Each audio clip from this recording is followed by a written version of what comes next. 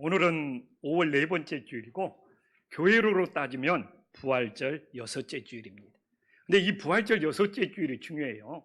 부활절 여섯째 주일이 지나면 금주 목요일이 26일이 무슨 날인지 압니까? 예수님 승천일입니다. 그러니까 금년에는 부활절이 4월 17일이니까 예수님께서 40일 후에 승천하셨거든요. 그래서 금주 목요일이 예수님 승천일이구나. 그래서 26일에서 10일이 더 지나면 6월 4일이 성령 강림절이 되는 거죠. 그리고 6월 첫째 주일이 성령 강림절. 부활절에서 50일이 지난 이후에 성령이 강림했으니까 6월 4일이 성령 강림절. 그리고 40일이 지난 금주 목요일 26일이 예수님이 하늘로 올라가신 승천일이구나 라는 것을 우리가 기억하면서 우리들의 천국 소망, 하늘 소망으로 무장하며 살아갈 수 있는 믿음의 자녀들이 되기를 간절히 소망합니다. 오늘 본문의 흐름은 예수님께서 오병이어의 놀라운 기적을 일으켰습니다. 보리떡 5개와 물고기 2마리로 남자만 5,000명을 먹이시는 대단한 기적을 베푸셨죠. 그러니까 거기에 있는 군중들이 환호성을 지르면서 예수님을 왕으로 모시자고 막 군중들이 환호하는 거예요. 그러니까 제자들이 와, 예수님의 임금이 되면 우리 한 자리씩 차지할 수 있겠구나 하면서 제자들이 막 들뜨기 시작하는 거예요. 그러나 예수님이 이 땅에 오신 것은 세상에서 왕으로 등극하시기 위해서 오신 것이 아니라 십자가의 길, 고난의 길을 가기 위해서 오셨거든요. 그러니까 예수님이 왕이 될 줄 알고 너무 들떠있는 이 제자들을 무리 군중들은 떠나보내고 이 들떠있는 제자들은 갈릴리 건너편으로 건너라는 거예요. 그래서 오늘 22절에 보면 제자들 막 어떻게 보면 예수님이 강제로 떠밀다시피 야, 너희들 빨리 갈릴리 건너편으로 가, 들뜨지 좀 말아라. 근데 제자들은 예수님이 임금이 될 줄 알고 너무 흥분된 상태거든요. 야, 제발 예수님이 오신 뜻을 좀 잘 알고 너희들 빨리 갈릴리 건너편으로 건너가. 무리들하고 떼어놓은 거예요. 그리고 예수님은 23절에서 뭐라고 나와 있습니까? 산에 올라가 밤새도록 십자가의 길을 가기 위해서 사람들의 환호에 흔들리지 않고 오직 하나님의 사명을 감당하기 위해서. 막 사람들은 예수님을 임금으로 삼으면 우리 이제 먹고 사는 거 걱정 없다, 이런 말에 예수님은 조금도 흔들리지 않고 산에 올라가 밤새도록 정말 기도하시면서 내가 가야 할 길이 무엇인지를. 그래서 우리도 신앙생활하면서 사람들의 말에 휩쓸리거나 흔들리지 말고 오직 믿음의 길, 신앙의 길을 갈 수 있는 주님의 자녀들이 되기를 간절히 소망합니다. 그런데 이게 웬일입니까? 웬일입니까? 오늘 24절에 보니까 이 제자들이 주님의 말씀을 듣고 바로 좀 떠났으면 좋은데 미적거린 거예요. 혹시 예수님이 또 임금이 될까봐 뜸들인. 그래서 밤늦게 출발했네. 예수님이 떠나라 할 때 바로 떠났으면 어떻게 좀 풍랑을 좀 지나서 갔을 텐데 이게 너무 늦게 지체하고 떠나다 보니까 제자들이 풍랑을 만나버렸어요. 그리고 그날따라 갈릴리 풍랑이 심해가지고 이 사경 새벽 3시, 4시가 되도록 그 풍랑 속에서 제자들이 허우적거리면서 죽을 위기에 직면했음을 우리들에게 보여주고 있어요. 그러니까 늘 인생의 고난의 풍랑은 정말 예수님의 말씀에 지체하지 않고 순종을 해야 되는데 혹시 예수님이 임금이 되면 자기들한테 뭔가 떡고물이 떨어질까 봐 미적거리고 뜸들이고 지체하고 그러다가 때늦은 출발을 해가지고 풍랑을 만나서 죽을 고비를 겪는 거예요. 그래서 우리가 신앙의 걸림돌 중에 하나가 내 머리로 계산하면서 늘 지체해야 하는 것이 우리 신앙의 걸림돌이 되는 줄 깨닫고 하나님의 말씀이면 지체하지 않고 순종할 때 모든 위기를 모면할 수 있음을 믿으시기를 간절히 소망합니다.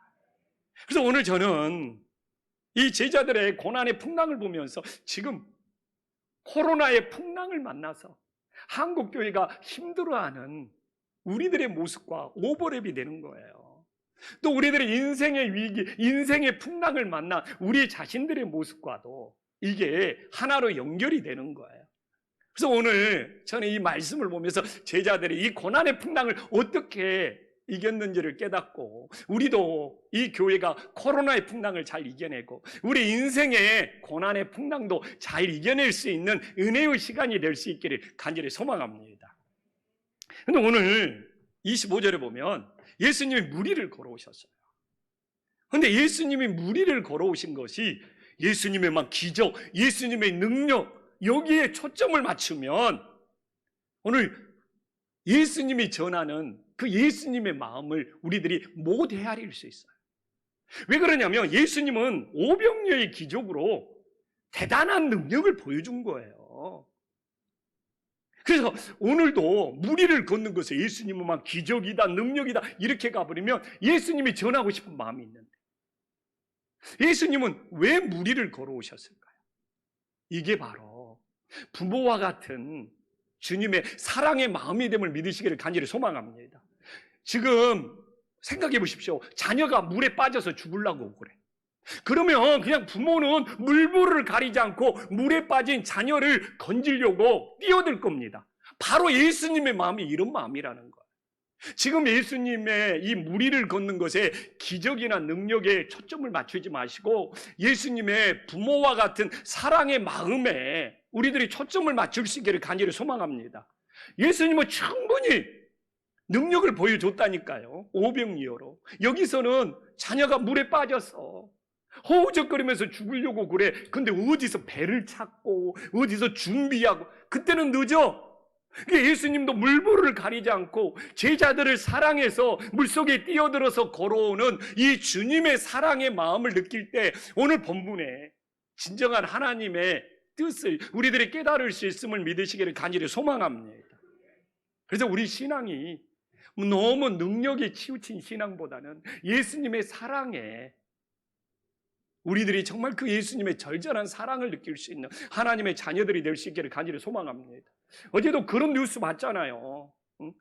풀린 그 집에서 풀어져서 밖에 나온 맹견이 그 2마리가 자기 그냥 애를, 킥보드 탄 애를 물고 있으니까 부모가 그냥 뛰어들어서 그 개하고 자기 아이를 그냥 뛰어놓으려다가 엄마도 팔도 물리고 다리도 물려가지고 딱타일기로 이송되었다는 이야기. 그게 부모의 마음이죠.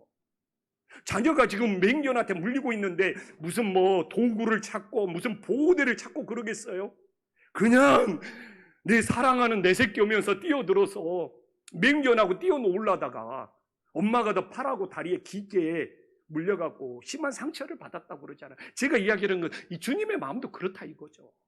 여기서 무슨 기적 찾고 능력 찾고 아니라 제자들이 물에 빠져 죽으려고 그러니까 예수님께서 사랑의 마음으로 물불을 가리지 않고 그 무리를 걸어오신 주님의 사랑의 마음을 우리들이 느낄 때 이 말씀에 은혜가 있음을 믿으시기를 간절히 소망합니다. 오늘날의 시대를 너무 첨단 기술이 발달하다 보니까 하이테크의 시대라고 합니다. 그냥 인공지능이 우리의 모든 생활의 불편함을 해결해 주고 있어요. 그러나 저는 이 인공지능이 발달해서 아무리 수준 높은 하이테크의 시대가 되더라도 해결할 수 없는 딱 문제가 하나 있다고 합니다. 사람의 감정의 문제. 이 사람의 사랑의 마음을 느끼는 것을 이 인공지능, 이 하이테크가 해결할 수가 없는 거예요. 그래서 미래학자들도 그런 이야기를 합니다. 아무리 인공지능이 발달해서 첨단 기술의 하이테크가 시달하더라도 사람의 감정, 사람의 사랑의 감정을 해결해 줄 수가 없다.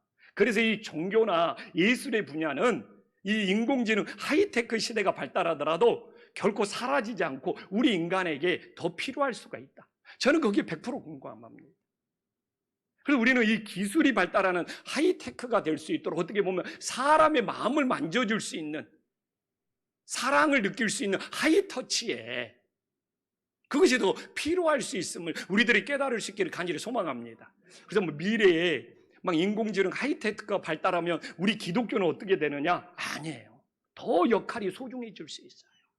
이처럼 예수님도 사랑의 마음으로 우리를 하이터치 해주는 것처럼 우리 종교는, 우리 기독교는 세상이 하이테크에 그런 첨단 과학으로 가면 갈수록 이 하이터치에 어떻게 보면 능력보다도 주님의 사랑을 더 강조할 수 있는 그것이 우리 기독교가 나아갈 길이 됨을 믿으시기를 간절히 소망합니다. 왜 그러냐면요, 이 인공지능, 이 하이테크가 정말 어느 정도 능력을 보여줘 버리는 거거든요. 이 첨단 과학 기술이 사람이 할 수 없는 굉장한 능력들을 앞으로 더 보여주게 될 거란 말입니다. 그렇기 때문에 우리는 우리 기독교라는 이 믿음의 종교도 어떻게 보면 능력의 초점보다는 앞으로 살아남고 더 많은 복음을 전하기 위해서는 이 하이터치, 사랑에 초점을 맞출 때 세상은 바뀔지라도 우리 기독교는 더 주님의 큰 사랑의 역사하는 믿음의 종교가 됨을 깨달으시기를 간절히 소망합니다. 근데 오늘 예수님께서 무리로 걸어오시면서 제자들의 눈꺼풀을 한번 벗겨주고 있어요. 오늘 제자들이 무리를 걸어오는 예수님을 26절에 보면 뭘로 보고 있습니까? 유령이래요, 유령. 그리고 오늘 본문을 보면 바다의 풍랑보다 유령을 더 무서워해. 더 공포감을 느껴. 이게 사람의 심리라는 겁니다. 무엇이냐? 존재를 알 수 없는, 이 존재가 불분명한 대상에게 사람들은 더 큰 극도의 공포감을 느낀다는 거야. 이 제자들은 어부 생활을 수십 년 하다 보니까 바다에 왜 풍랑이 일어나는지 그 실체를 알아. 근데 유령이라는 것은 실체를 몰라. 존재가 불분명해. 이처럼 사람들은 존재가 불분명할 때 더 심한 공포, 더 심한 불안감을 느낀다는 거야. 근데 오늘도 우리가 만나는 예수님이 존재가 불분명하며 하나님이 있냐 없냐 다 이거 유령처럼 믿는 거. 하나님이 의심스럽고 주님이 정말 기적을 베푸냐, 주님이 우리를 구원하느냐, 정말 예수님을 유령 대하듯이 대하는 신앙인들이 많다는 것이죠. 예배는 가정에서나 교회에서나 드리고 있지만 예수님이 진짜 하나님의 아들이냐, 우리의 구원자냐, 이게 헷갈려. 존재가 불분명해. 지금 제자들만 예수님을 유령 취급하는 것이 아니라 오늘날 우리의 신앙도 의심 많고 확실히 주님께 맡기지 못하는 그런 신앙들은 예수님을 유령 취급하고 있는 우리의 모습은 없는지 돌아볼 수 있기를 간절히 소망합니다. 근데 예수님은 유령이라고 착각하는 그 제자들을 보면서 혼내야 될 거 아닙니까? 야, 이놈들아, 지체하지 말고 내가 떠나라 그럴 때 바로 떠났으면 너희들 풍랑 안 만나고 무사히 갈 수 있는데 무슨 내가 예수가 임금이 될 줄 알고 그냥 뜸들이고 뭔가 기대하고 바라보다가 늦게 출발하는 바람에 바다에서 이렇게 풍랑을 만났지 않냐, 이렇게 혼내는 것이 아니라 참 27절에 보면 사랑의 마음을 보여주는 거예요. 이게 부모예요, 부모. 물에 빠진 자녀를 보고 너가 왜 이렇게 그냥 조심성 없이 그냥 말 안 들어서 물에 빠졌냐 이러는 것이 아니라 그냥 즉시 사랑의 부모는 안심부터 시키는 거예요.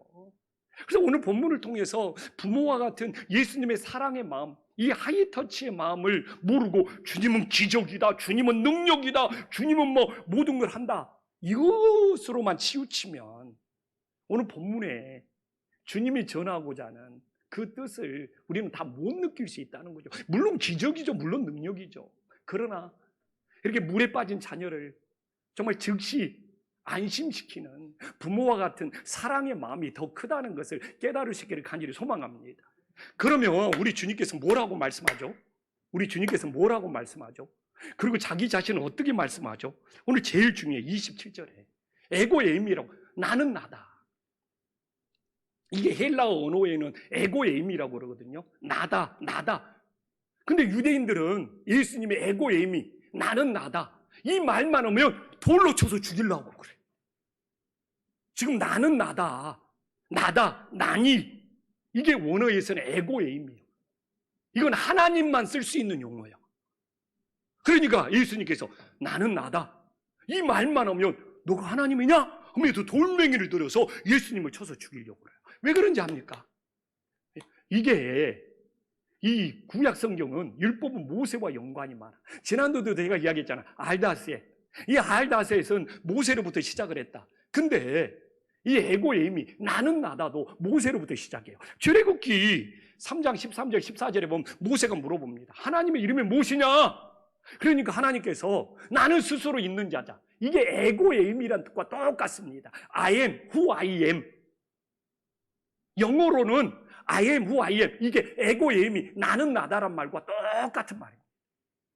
이게 오늘 예수님께서 나다 이 말하고 하나님께서 모세가 하나님의 이름이 뭐냐? 나는 스스로 있는 자다. 이 말하고 똑같은 의미예요. 그러니까 예수님이 나는 나다. 이 에고의 의미만 하면 유대인들은 돌로 쳐서 신성 모독이다. 하나님을 모독했다만.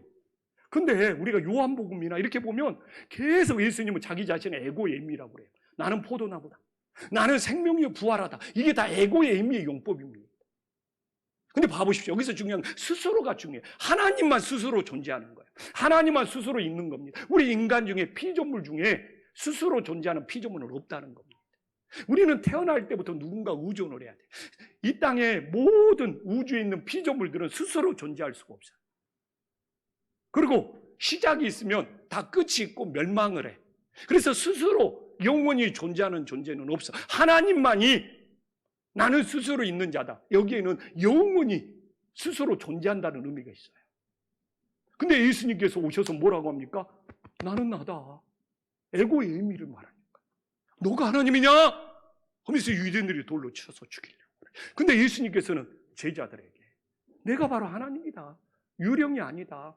에고의 의미, 나는 스스로 있는 하나님이라는 것을 너희들이 믿어야 된다는 거예요. 오늘도 우리들이 예배합니다. 예수님을 유령처럼 생각하면서 예배할 겁니까? 나의 구원자인지 아닌지, 나를 천국으로 인도하는지 안 인도하는지 이런 확신이 없이 예배하면 예수님을 유령 취급하고 있는 거예요. 예수님은 스스로 있는 에고의 의미의 하나님이 되심을 믿고 우리들이 예배할 때 그 예배를 기쁘게 받으심을 믿으시기를 간절히 소망합니다. 그래서 우리는 스스로 존재하는 하나님을 확실히 믿고 예배하는 거예요. 그래서 이제 모두 우리 하나님을 유령 취급하는 존재가 불분명한 하나님이 아니라 확실히 믿을 수 있는 하나님이 되시기를 간절히 소망합니다. 근데 오늘 예수님이 무리를 걸어서 온 결론이 나오고 있어요. 33절에 보면 왜 제자들이 무리를 걸어서 또 바다의 풍랑을 잠잠케 하시는 그 예수님을 보면서 이들의 입술에서 무의식적으로 툭 튀어나오는 말이 있었어요. 진실로 하나님의 아들이다. 야, 진실로 하나님. 이게 왜 그러느냐? 당시 유대인들도 자기들이 생각하는 하나님 나라가 있어요. 이 플로세우비스 이런 유대인의 이 학자들이 천국을, 유대인이 생각하는 천국을 막 글로 써놨어요. 유대인이 생각하는 천국은 갈릴리 바다에 풍랑이 너무 많아서 유대인들이 너무 힘들어요. 그러니까 하나님 나라는 유대인들의 생각이에요. 풍랑이 없다고 생각. 그리고 유대인들이 생각하는 하나님 나라는 풍랑도 없고 천국에서 하나님의 아들들은 무리를 걸을 수 있다고 유대인들은 생각한 거예요. 그러니까 예수님이 자꾸 하나님의 아들이라고 하면은 야, 네가 진짜 하나님의 아들이면, 천국의 아들이면 무리를 걸을 수 있어야 되는데, 응? 천국에는 풍랑이 없는데, 천국 사람들은 다 무리를 걷는데, 이런 의심, 이런 의구점이 있었던 거예요. 그러니까 예수님께서 천국의 아들들이 무리를 걸을 수 있다고 당시 유대인들이 생각하고 있었는데, 그런 천국론을 가지고 있었는데, 오늘 예수님께서 진짜 무리를 걸어버리네. 그러니까 그들의 입에서 탁 튀어나오는 말이 진실로 하나님의 아들이소이다 하면서 하나님의 아들이라는 것이 증명되는 놀라운 역사가 있었음을 믿으시기를 간절히 소망합니다. 그래서 이제 제자들은 확신을 갖는 거예요. 와, 저 무리를 걷는 거 보니까 우리 유대인들이 생각하는 천국은, 하나님의 아들들은 무리를, 바다를 걸을 수 있다고 생각했는데 예수님이 지금 걷고 있네. 야, 진실로 하나님의 아들이소이다. 이게 오늘 본문에 저변에 깔려 있는 거예요. 그래서 정말 오늘날도 주님께서 정말 코로나의 풍랑, 내 인생의 풍랑, 주님이 걸어오셔서 모두 다 잠잠케 하실 수 있는 하나님의 아들이 됨을 우리 모두가 믿을 수 있기를 간절히 소망합니다. 근데 왜 그런 역사가 안 일어나냐? 유령 취급하고 있으니까. 그건 바로 의심하고 있다는 거예요. 존재가 불분명하다는 거예요. 내가 믿는 예수님은 어떤 존재인지 확신이 있어야 되는데 유령처럼 긴가민가. 그래서 제자들처럼 진실로 하나님의 아들이소이다, 이 확신이 있을 때 우리 인생의 풍랑이, 고난의 풍랑이 잠잠해지는 놀라운 역사가 있음을 믿으시기를 간절히 소망합니다. 근데 오늘 마태복음에만 28절에 보면 베드로가 무리를 걸었다는 이야기가 나와요. 똑같이 무리를 걷는 기적이 있는데 마가복음도 안 나오고 누가복음도 안 나오고 요한복음도 안 나오는데 마태복음만 이 베드로가 무리를 걸었대요. 그럼 왜 베드로가 무리를 걸을 수 있었느냐? 이것도 오늘 가정의 달이잖아요. 이 단순한 어린아이 마음이에요. 단순한 어린아이가 되면 될수록 우리 부모가 다 할 수 있는 줄 알아요. 진짜 봐봅시다. 단순한 어린이는 자기 부모가 슈퍼맨이야, 자기 엄마가 슈퍼우먼이야, 다 해줄 줄 알아. 그게 베드로도 단순한 어린이가 되어서 예수님이 다 할 수 있다고 생각한 거예요.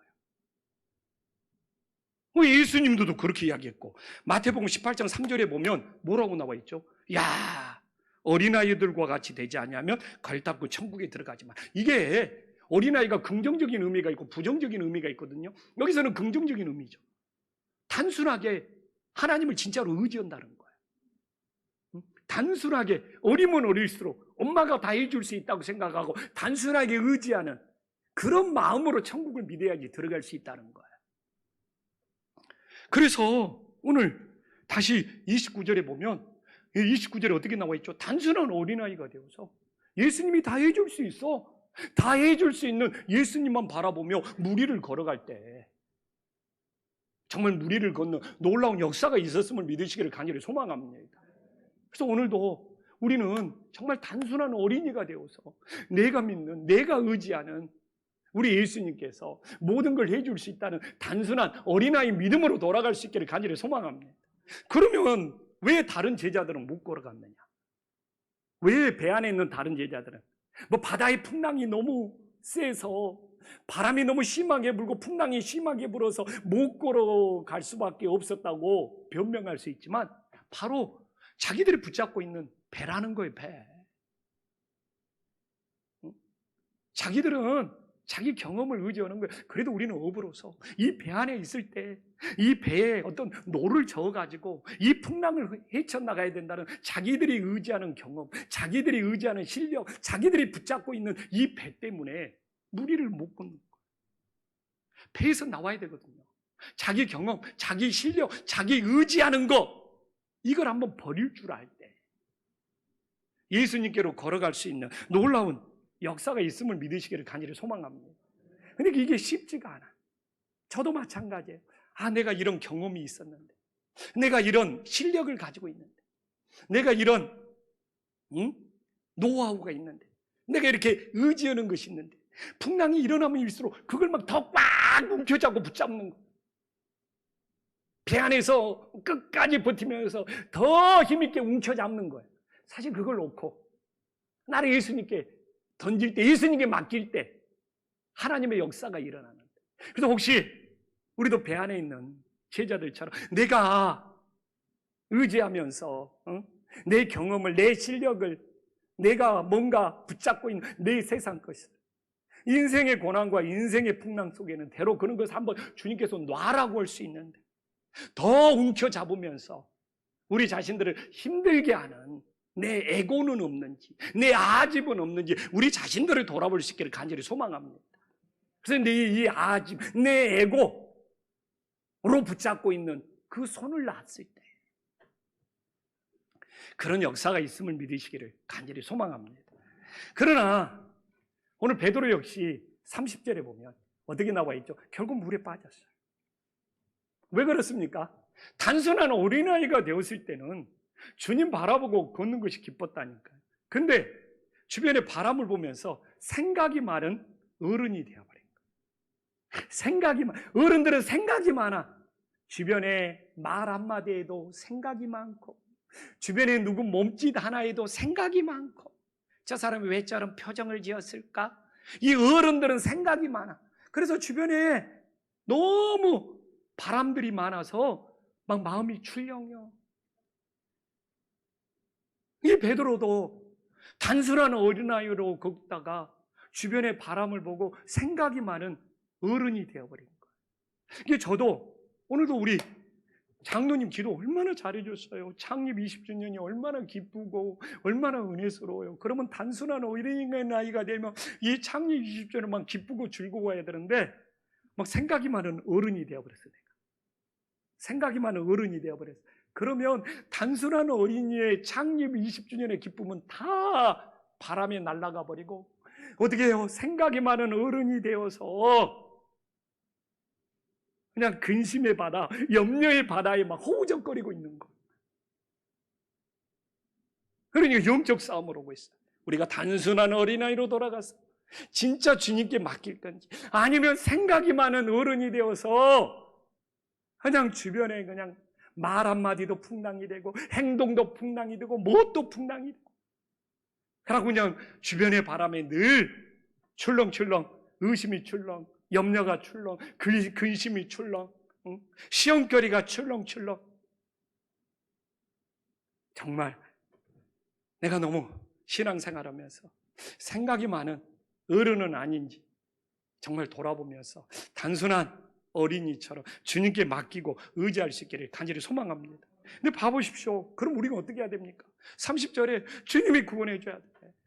저도 지금 단순한 어린이로 20주년이 기뻤는데 지금 생각이 많은 어른이 되어가지고 막 바람에 출렁이고 있어.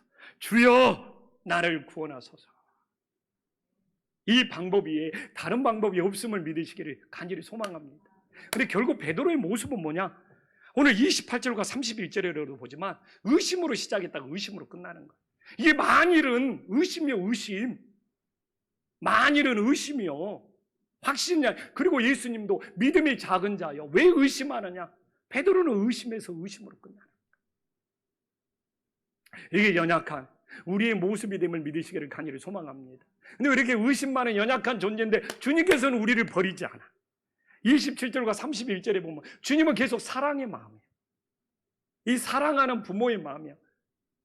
처음에도 즉시 안심시키는 사랑이고, 물에 빠졌을 때도 즉시 붙잡아 주시는 주님의 역사가 있음을 믿으시기를 간절히 소망합니다. 근데 많은 사람들이요, 신앙생활을 힘들게 해요. 본인이 주님을 붙잡고 있는 거예요. 그래서 내가 이렇게 막 주님을 붙잡고 봉사하고 있다, 내가 이렇게 주님을 붙잡고 일하고 있다 하면서 너무 신앙생활을 힘들게 하는 거예요.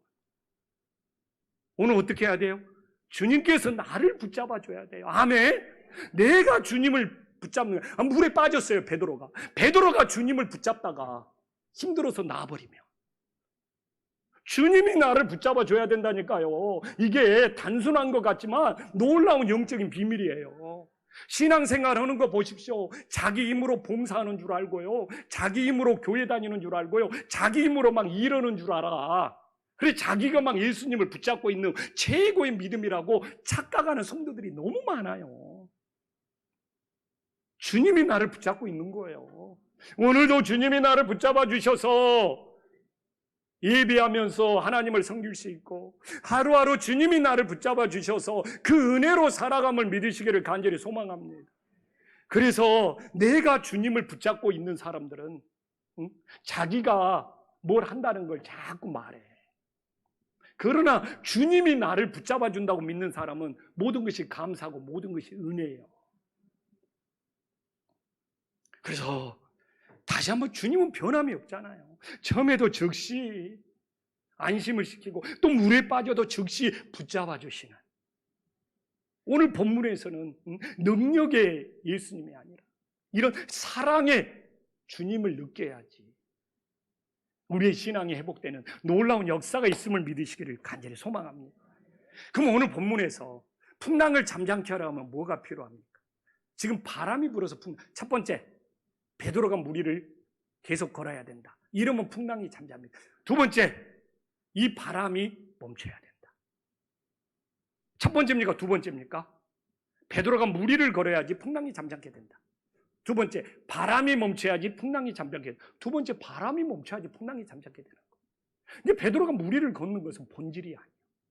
그러니까 본질이 아닌 것은 마가는 기록을 하지 않아. 그래서 마가복음에는 베드로가 무리를 걷는 걸 빼버렸어. 오히려 주님의 사랑을 헷갈리게 만든다. 누가도 안 쓰고 요한도 기록을 안 했어. 왜? 베드로가 무리를 10번, 수십 번 걸을지라도 바다의 풍랑은 잠잠게 한대. 예수님이 바람을 멈춰야 돼. 바람을 멈춰야지 풍랑을 잠잠게. 그런데 그냥 이 본문을 가지고 그냥 주님은 막 무리를 걷는 능력의 주님이고 베드로가 막 무리를 걸었습니다. 우리도 무리를 걸어야 됩니다. 이런 쪽으로 빠져버리면 안 된다. 왜 마가는 베드로가 무리를 걷는 걸 기록하지 않았을까요? 왜 요한은, 왜 누가는? 본질이 아니에요.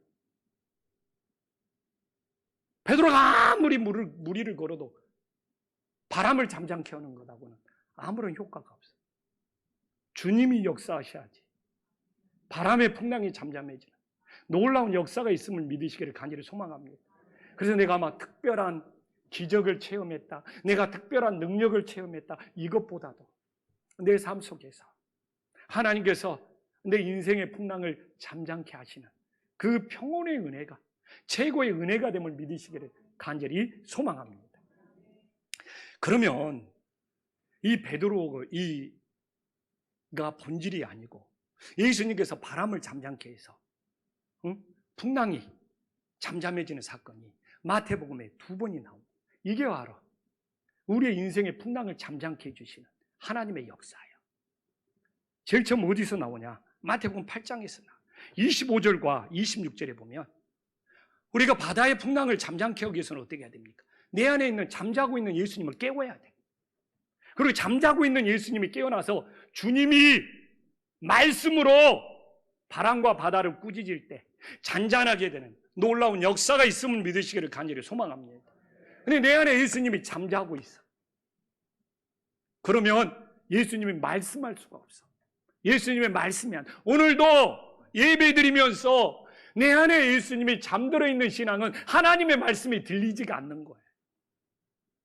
내 안에 있는 예수님을 깨워야지 하나님의 말씀이 내 안에 들리는 놀라운 역사가 있음을 믿으시기를 간절히 소망합니다. 그 내 안에 예수님이 잠자고 있으니까 오늘도 설교가 기네 짧네 이런 주파랄만 던지고, 왜? 내 안에 예수님이 잠자고 있으니까 하나님의 말씀이 안 들리는 거예요. 제가 지금 넋두리하고 있는 것이 아니잖아요. 막 목사가 막 넋두리하고 막 하소연하고 정치 이야기하고 세상 이야기하는 거 아니잖아요. 어떻게 해서든지 하나님의 말씀을 하나라도 더 풀어서 전하려고 그러잖아요. 근데 내 안에 예수님이 잠자고 있어. 그러니까 설교가 기네 짧네. 내 안에 있는 예수님이 깨어나야 돼. 그래서 그 예수님이 말씀해야지 내 인생의 풍랑이 잠잠게 되는 거예요. 이건 중요한 원리입니다. 그럼 우리는 돌아봐야 돼요. 혹시 내 안에 예수님이 잠들어 있어서 오늘도 하나님의 말씀이 안 들리고 있고 딴 생각하고 있고 기네 짧네, 정말 잠자는 예수님을 깨워야 돼요. 오늘 말씀이 그렇잖아요. 그래서 그 예수님께서 꾸짖어서 바람과 바다가 잠잠해져서 내 인생이 잔잔하고 평온함에 놀라운 역사가 있기를 간절히 소망합니다. 그래서 이 코로나의 위기 속에, 코로나의 풍랑 속에 가정에서 집에서 오늘 예배하고 있지만 또 교회에서 예배하고 있지만 예수님이 잠들어 있지는 않는지, 그래서 하나님의 말씀을 못 듣고 있지는 않는지, 그래서 이제 잠들어 있는 예수님을 깨워서 하나님의 말씀이 다시 들리는 것이 영적인 회복이요, 코로나의 풍랑, 우리 인생의 풍랑을 이길 수 있음을 믿으시기를 간절히 소망합니다. 또 하나의 방법은 뭡니까? 오늘 32절에 예수님이 함께 배에 올라와야 되잖아요. 베드로가 무리를 걷고 돌아다니는 것이 풍랑을 잠잠케 하는 것이 아니라 예수님이 함께 올라와야 되잖아요. 배 안으로 들어와야 되잖아요. 그러니까 내 밖에서 무슨 기적이 일어나고 내 밖에서 무슨 능력이 일어나는 것보다 더 중요한 것이 내 안에 예수님이 함께 해야 된다는 거예요. 내가 무슨 기적을 봤다, 내가 무슨 능력을 봤다, 내가 무슨 대단한 체험을 했다가 아니라 내 안에 들어오셔서 예수님이 나와 함께 하셔야 되는 거. 이게 오늘 답이잖아. 예수님이 함께 내 배 안에 들어와야 되잖아요. 그 즉시 풍랑이 잠잠케 됐잖아요.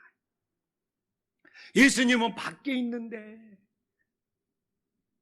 우리들이 막 뭘 했다고 무슨 능력, 기적 외치고 있어. 그래서 예수님이 내 안에 함께 하시는 것이 사랑의 주님을 내 안에 모시는 거잖아요. 너무나 많은 사람들이 예수님이 밖에 있어요. 그 예수님이 배 안으로, 내 안으로 들어와 함께 할 때 우리 인생의 풍랑이, 내 위기의 풍랑이, 내 삶의 풍랑이 모두 잠잠해지시는 놀라운 역사가 있음을 믿으시기를 간절히 소망합니다. 진짜 오늘 본문을 보면서 베드로가 무리를 걸어서 바람의 풍랑이 잠잠해졌냐고요. 그럼 주님이 전하는 메시지가 있잖아요. 결국 잠자는 예수님이 깨어나서 말씀하실 때, 또한 예수님이 내 안에 들어와서 함께할 때 내 인생의 모든 위기의 풍랑이 잠잠해지시는 놀라운 역사가 있음을 믿으시기를 간절히 소망합니다. 기도하겠습니다.